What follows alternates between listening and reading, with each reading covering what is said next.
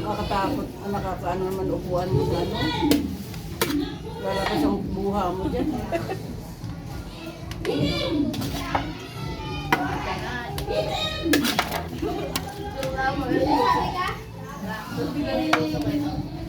Oris. Abe. Ito pa.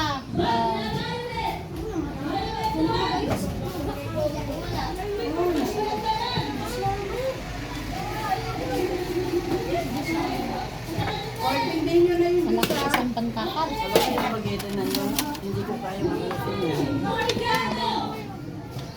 Pero ang mahilig na ay kulang pa po. Sige, sige, sige. Magugutom na ngayon ng bata. Mga bata, isang gusto mga ganito eh.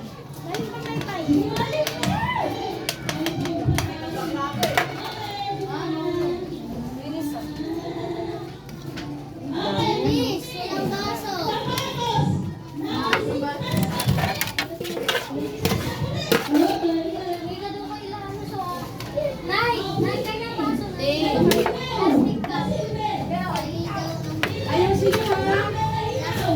Kasi sa litrato, nagre-reflect yung ano naman eh. Yan ang pagkaayos na. Oo nga pala, ano kaya si Bimbo bukas? Saan siya gagawa? Saan kaya gagawa si Bimbo bukas? Ayun. Eh, kaso nga, hindi ko pa alam kung ano yung bibilin eh. Pinalinis ko na nga doon eh. Dapat alam ko kung ano bibilin para maaga pa lang bukas, bilhin na ako.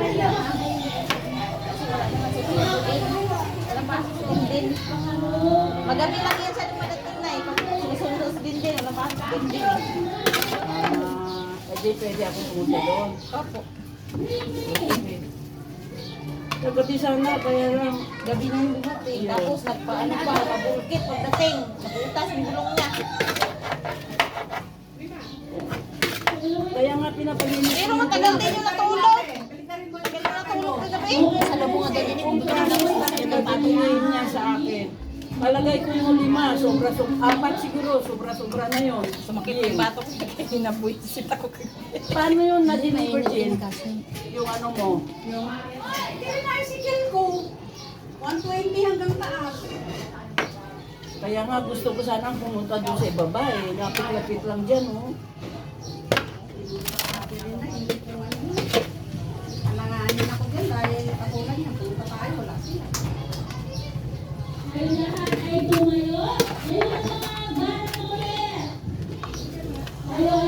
Bukas, siguro, yung makuha yung order. No! Oh, sir! Kaya pinapalinis na ko dyan yung ano, lupa na para Ano palihirap. ano gagawin mo na eh? Ubo-ubuhan. Ubo-ubuhan ako. Ngayon kasi ako kaya ng mga tools ko, nasa silo, magkakatabi ng mga kaldero. Pwede ko rin yung kabayan doon. Pagtanghali. Ay, tambayan mo. Malagyan ko ng ano yan. Yan ganito oh. Hindi. Malamig yun. Ngayon nga malamig nun. Bilangin nyo, magkano na tayo. Pero sasagan ko yun. Kasi baka mamaya. Kasi wala na akong problema ng yero. Sabi ni Bindo, pwede na yung napakbak dito. 5 yun eh. 5